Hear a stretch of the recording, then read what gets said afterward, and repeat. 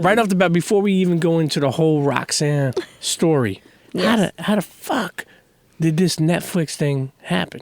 You know, it's amazing because that's what everyone says. They're like, you know, this right here, it's one thing to have an old school artist or, you know, like, and I don't mind the title. Like, I am who I am. And I've been around and I love every year that I've been around. So I like my whole 30 some odd years. So I don't try to make it seem like, oh, I want to be a new artist and, you know, they owe me something or I'm trying to compete or anything like that. So when I say old school, I say it with passion. I say it with love. Like, yeah, I'm old, like, because many don't get a chance to even live Sure. to be old school, you know, so it's a wonderful thing.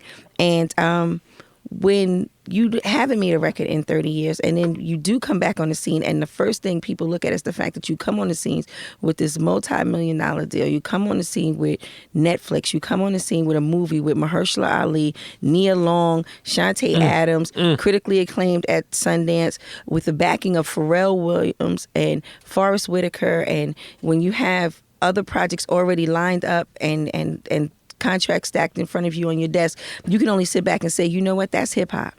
You know, that's hip hop. That's nothing else but hip hop. You know, and we started, the movie was actually filmed in 28 days. It was in Sundance in a total of 94 days. It was in Sundance and it was sold in 3 days. And then here we are. It goes to show you that Sundance is still a powerful outlet. Very powerful. Sundance gets thousands and thousands of submissions. They only select 119 movies per year. And out of those 119, only 13 are sold. And mine happened to be one of the 13. Now, if that isn't hip hop, I don't know what is. I mean, you know, why a movie and not a doc? Because a lot of people were doing documentaries, and I wasn't approached to do a documentary. I was approached to do a movie. And that's the reason why. Nina Bon Jovi and Mimi Valdez, they approached and said, listen, we're going to make a movie. You know, never once did we say we're going to do a documentary.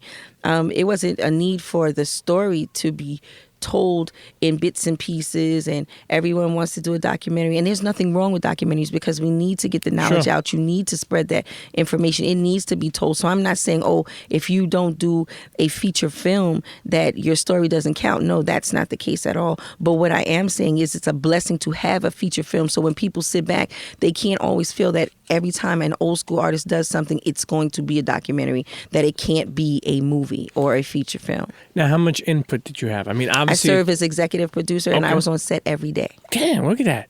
Now, are you able to announce any money? Is it like, you know, how much was awarded or how much you were paid? Because Monique will get mad. Monique will get mad if you start saying some numbers. You know what it is? It's not a fact that I can't say it. It's the fact that I won't. But millions. You know, I've done very well. I'm proud. Very, very well. You know, and with that being said, the fact is, hosting events and already being quite well off and being in a great position, I can say that it has definitely allowed the pot to overflow.